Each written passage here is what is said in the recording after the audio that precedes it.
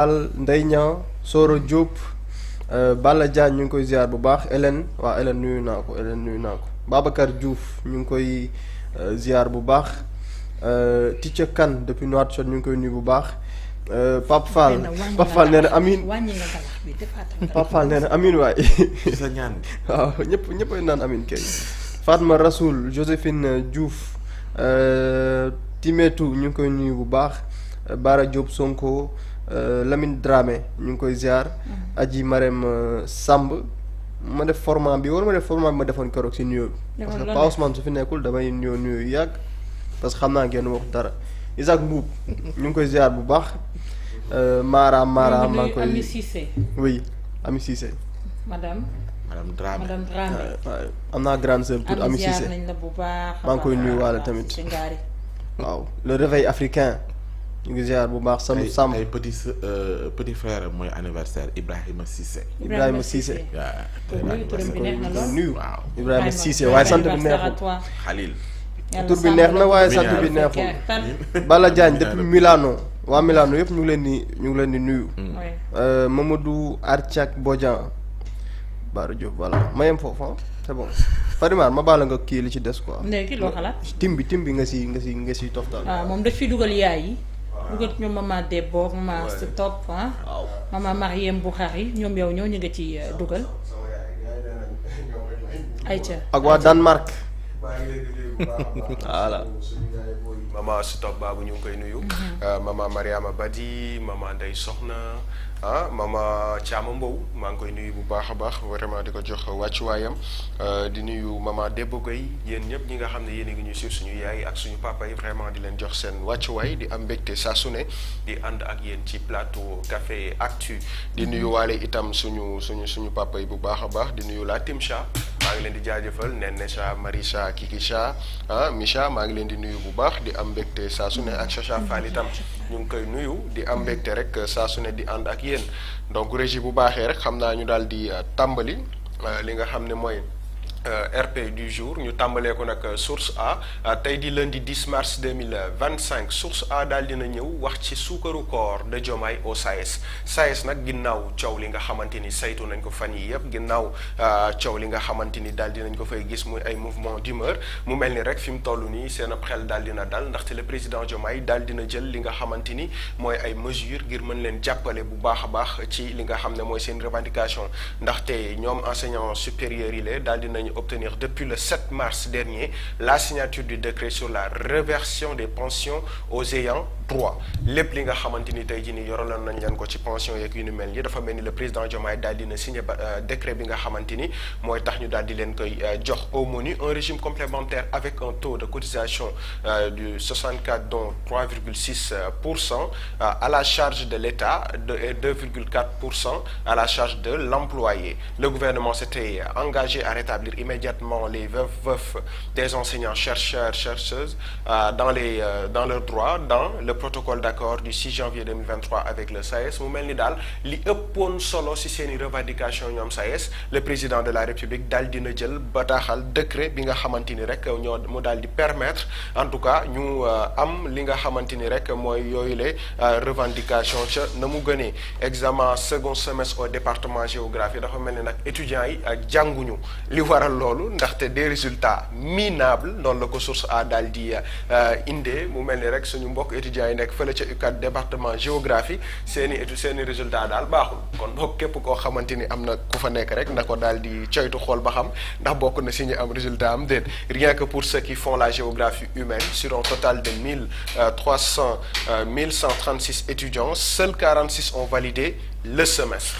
lii nag mu nekk loo xamante ni lu yéeme lool la ndaxte sur 1136 étudiants 46 képp dong rek ñoo daal di valider li nga xam ne mooy seeni semestre la médiocrité des évaluations semestrielles est frappante en attestant les notes très médiocres 1 sur 20 2 3 4 ou même 5 sur 20 avec le module analyse de l'espace lii mooy li nga xam ne UCAD la ba tey de falaa doon jeexale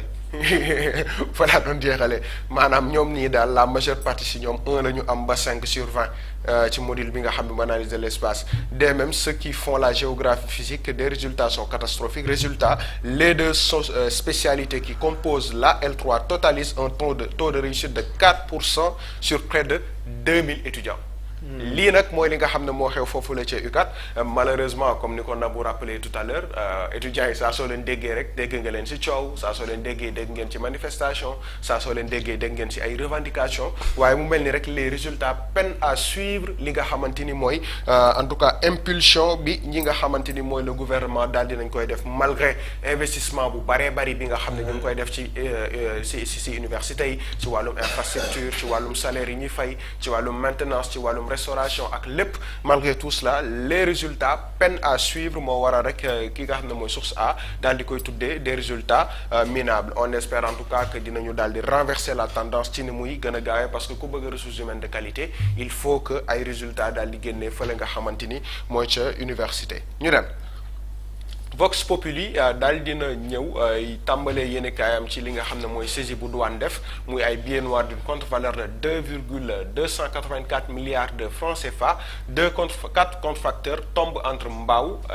Gandigal et Louga mu mel ni rek loolee douane mu ngi koy daal di continuer waaye itamit SAES daal dina jubiler en attendant la résolution des autres revendications fi mu toll nii daal SAES bi daal dinañu am li nga xamante ni tey jii nii mooy première partie bu leen daal di arranger ci mbir mi le le RBS et le FNBS en parlent pas de le même langage. Guerre du pain entre boulangers. FNBS démarque de la grève et rassure sur la disponibilité du pain. Lamine Ndiaye, SG du RBS, en cette période de Ramadan, la FNBS ne peut pas faire une surproduction pour satisfaire l'ensemble de nos clients, c'est impossible. mu mel ne nag seen biir ñoom dañoo daal di duuloo ndaxte kii jàpp na ni war naa mën a continuer li nga xam ne moom production am keneen jàpp ni itam war naa mën a dem ci grève mu mel ni nag mbir la boo xamante ni tey ci wàllum secteur boulangerie daal dina yëngu lool malgré que ñu nekk ci koor gi te xam naa ne sama mbokku séeréer yi duñu nangu loolu ndaxte tey mburu mi warut a manqué en tout cas on espère que balaa loolu dinañ daal di trouver solution ci nu mu gën a gaawee une rencontre avec Serigne Gueye Diop ministre du commerce tey jii lay am lundi ñu fas yéene waxtaanee naka la ñuy andee ay saafara si li nga xam ne mooy seen problème moom nag le président le fondateur Africom s'inquiète pour le Sénégal Alioune Tine conseiller na Diomaye ak Sonko la mu wax nag mooy une situation qui pourrait être plus grave que celle de la Covid-19 qui avait obligé le président Sall à parler à tout le monde la mu bëgg nag mooy le président Diomaye àndandoo ak le premier ministre Ousmane Sonko ñu daal di xool naka la ñuy demee ci ay concertation waxtaan ak tous les acteurs ngir mën a permettre ku ci nekk comprendre à son niveau situation fu mu toll ba ku ci nekk itam daal di def ay jéego ngir mën a yombal mbir mi ndaxte jël na exemple li nga xam ne mooy Covid-19 malgré situation bu metti boo xamante ni amoon na fi waxtaan nañu ba ku ci nekk mën a bàyyi dara ci sa côté ngir mën a rek yombal mbir mi et c'est une idée boo xamante ni moom Alioune Tine daal dina koy yëkkati bëgg nag le président daal di ci bàyyi xel bu baax a baax convocation à la police attendue à la cybercriminalité l'activiste Ardo Gning s'active la mu wax nag mooy je ne suis pas un fuyant comme certains je répondrai à la convocation su ma juumul nag dañ ko convoqué woon ci semaine bi jàll mujj la dem uyu ji waaye nag la mu wax rek mooy que ni dina dem uyu ji en tout cas on attend à ce qu'il ay réponde à sa convocation ñu dem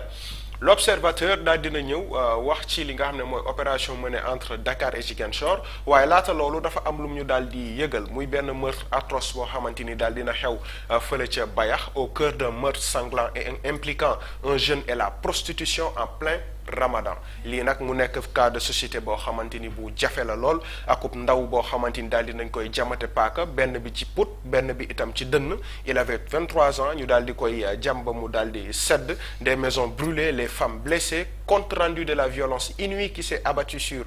Bayax malgré ça mu nekkoon loo xam ne impliqué na benn histoire de prostitution moom moomule ndaw mi nga xamante ni daal di nañ koy jam mu ngi tudd Malick Gueye loolee nag l'observateur moo ñu ko daal di xamal tey ci bataaxalam opération menée entre Dakar et Ziguinchor coup de filet foudroyant de l'Ortis Tafa Mada de l'écurie Grand Médine Mbolo tombe. Le lutteur, après avoir tenté d'échapper à la police en fuyant, est interpellé dans une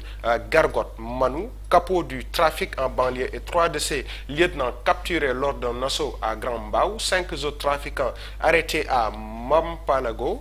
saisie d'un véhicule de transport de pain et des motos utilisés par le gang pour convoyer la drogue. L'infiltration lancée au mois de janvier a permis de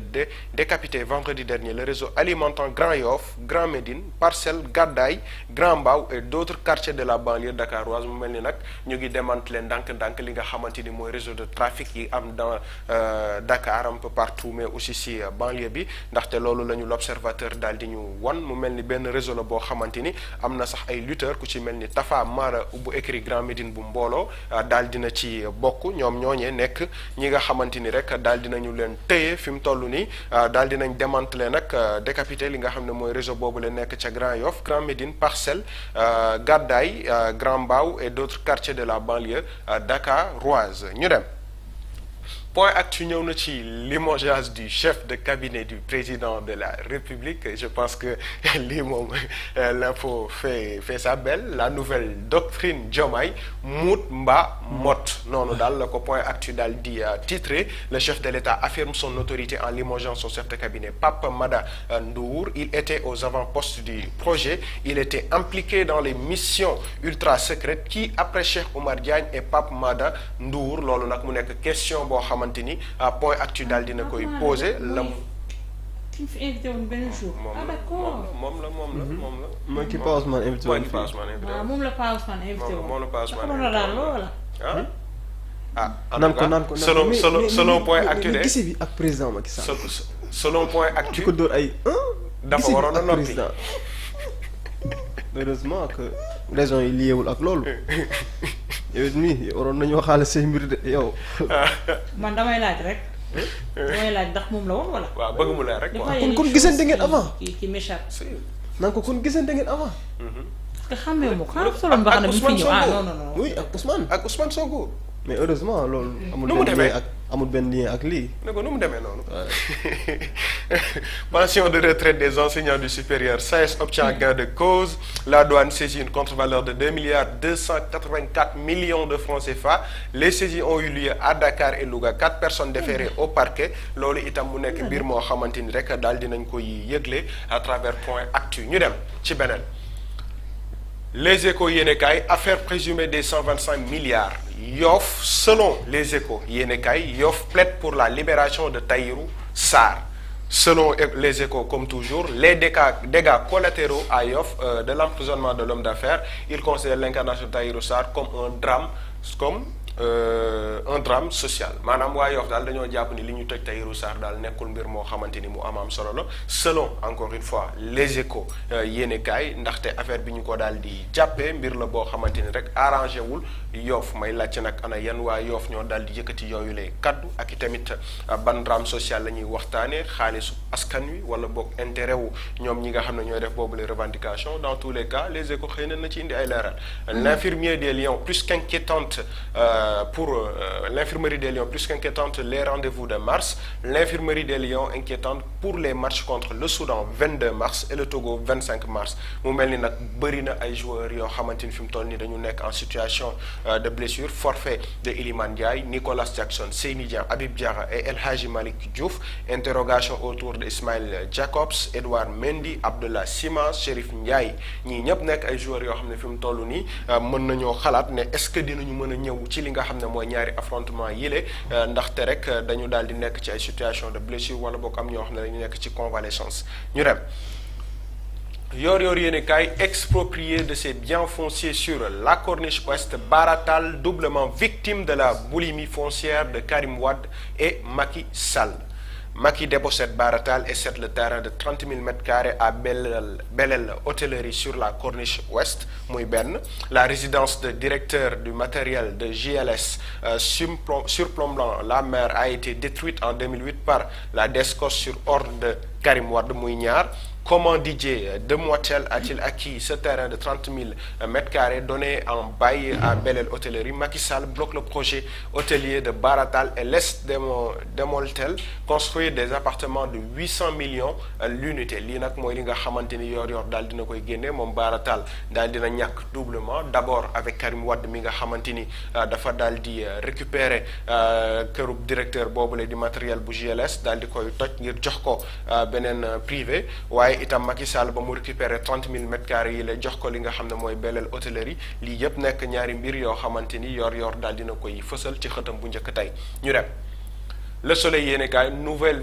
version du décret sur les pensions de retraite des enseignants supérieurs l'État signe le SAES applaudit mu mel ni rek ñoom SAES fi mu toll nii ñu ngi daal di rafetlu bu baax a baax avancé yi nga xamante ni waxtaan yi am nañ ko d'ailleurs maa ngi koy fàttaliku keroog nee naa leen gannaaw rencontre tripartite bi nga xam ne teniroon nañ ko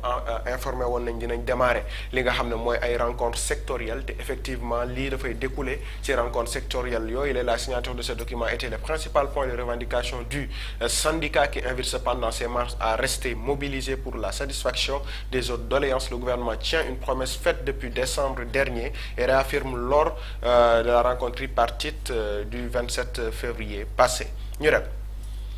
grand panel nag ñëw na wax ci journée de la femme fële ca Kaolack Fatick Kaffrine les entrepreneurs honorés par le FONGIP mu mel ni FONGIP daal dina tàccu tatagal màggal bu baax a baax entrepreneur yu jigéen yooyu le fële nga xamante ni ñoo nekk ca Kaolack Fatick ak Kaffrine commercialisation de l'arachide itam fii ci réewum Sénégal mu mel ni rek ba léegi bëri na ay biir yoo xamante ni yu métti yu ci am ndaxte fële ca Kaolack les paysans peinent à écouler leur récolte et la Sonacos manque de fonds pour les acheter ndaxte nag Sonacos nañu fàttaliku ni la mu jënd bëri na lool actuellement fii ci réewum Sénégal ba tax na dafa daal di manqué ay fonds selon li nga xam ne mooy grand panel abandonné par la COPEOL plus de 250 travailleurs risquent de se retrouver au chômage le gouvernement interpellé sur la gestion d'une situation chaotique mu mel ni nag fi mu toll nii ñu ngi jéem a xool naka rek la ñuy amee en tout cas ay prox ndoll wala bokk ay yoon yu ñu mën a utiliser ngir mën a écouler seen stock arachide yi nga xamante ni ñu ngi ko daal di yor ñu dem.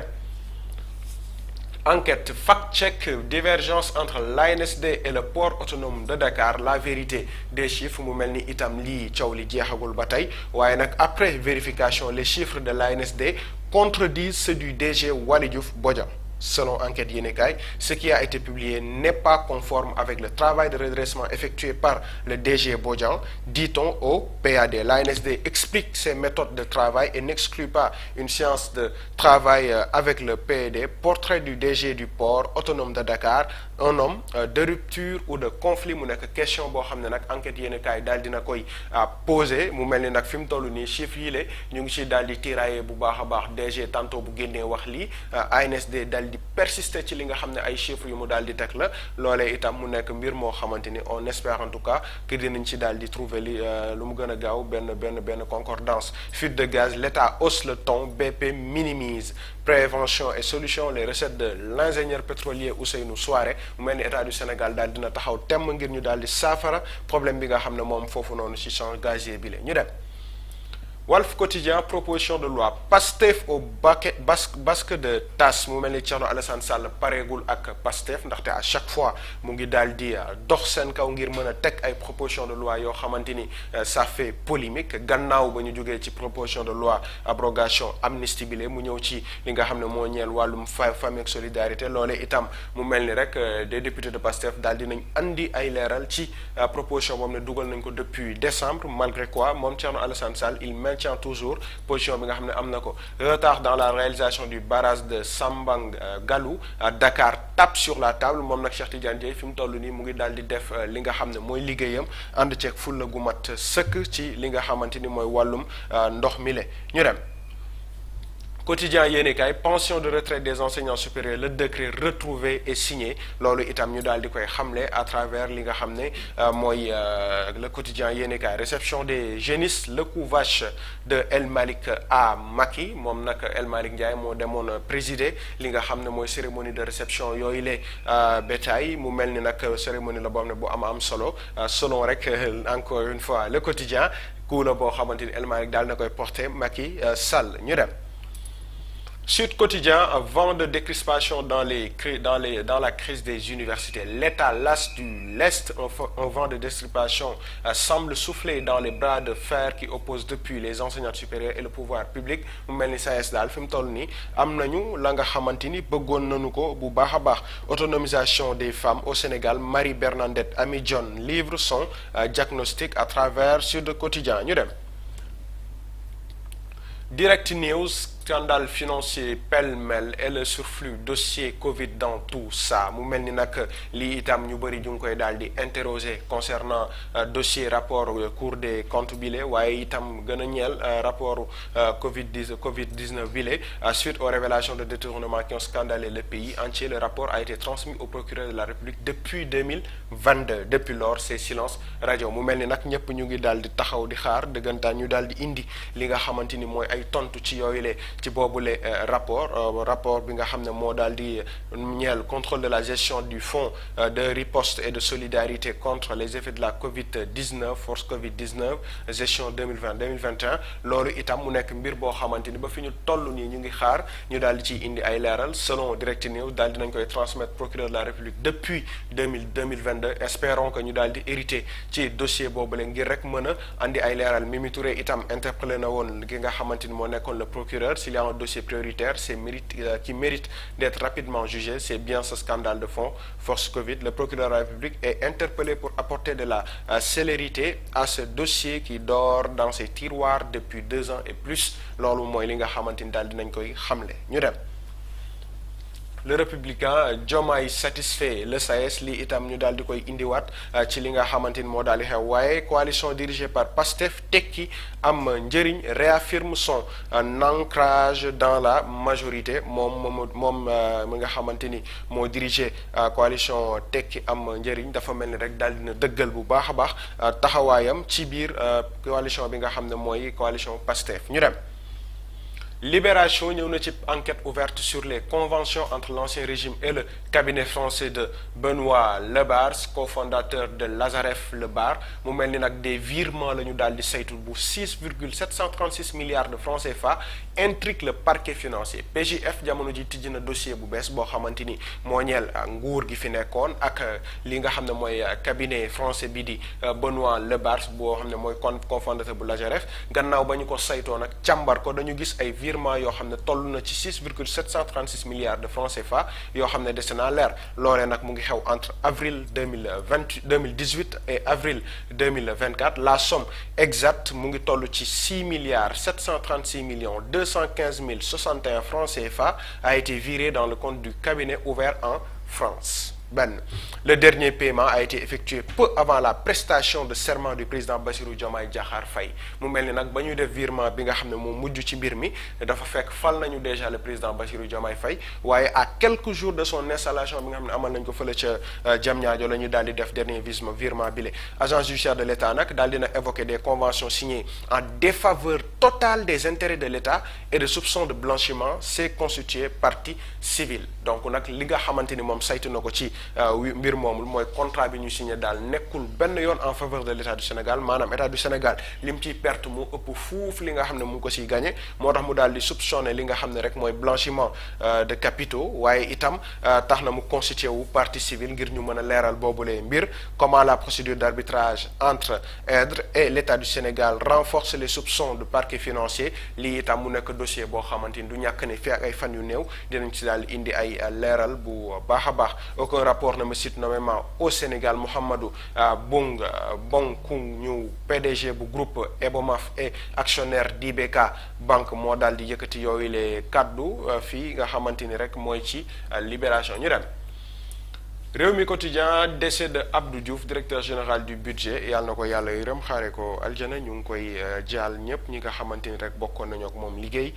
une vigie des finances publiques mu nekk nag nit koo xamante ni ay fan a ngi nii ñu ngi gis information bi di circuler mu nekkoon nag nit koo xam ne bokkoon na ci administration bi lee doon liggéey bu mucc ayib en tout cas selon témoignages yi nga xam ne gis nañu ko donc ñu ngi koy ñaanal yàlla yërëm ko bu baax a baax te fa mu jëm gënal ko fi nga xamante ni moo la daal di jóge ñu dem record yéenekaay sport daal dina ñëw delloo si waat li nga xam ne mooy blessure yi nga xam ne actuellement sànq ñu ngi koy daal di wax mu mel ni rek moom Nicolas Jackson la ñuy gis noonu cascade de blessures dans la tanière qu'arrive-t-il à nos Lions actuellement à quelques jours en tout cas de ces matchs amicaux yi nga xam ne ñu ngi koy war a amal le 22 ak le 27 su ma juumul ñoom Lions yi ñu ngi daal di am ay blessures yu ñu daal di saytu waaye Ligue 1 17e journée Gorée repasse en tête Jaraaf deuxième lii mooy situation Nation Ligue nationale bile basket national 1 masculin 9e journée l'AS Douanes qualifié au final 8 un féminin Duc la rejoignent ASCDV au final 8 itam ñu dem ñu jeexalee ko nag Odia mu tey ñëw daal di xëy dem fële nga xam ne mooy avenue de la République jàkkaarloo ak assemblée nationale d'un côté beneen côté ba ñu gis palais de la République mettre en scène nag ñaar kenn ki di Thierno Alassane Sall ñu tuddee ko Thierno Pousse Pousse mu daal di yorab proposition de loi ngir mën ko yóbbu fële nga xamante ni mooy ci assemblée nationale autorisation parentale pour le voyage des enfants la mu ci wax nag. mooy loole waaye ñu gis ni moom Pape Mada Ndour itam mu ngi daal di génn palais de la République yor li nga xam ne mooy décret de limogeage am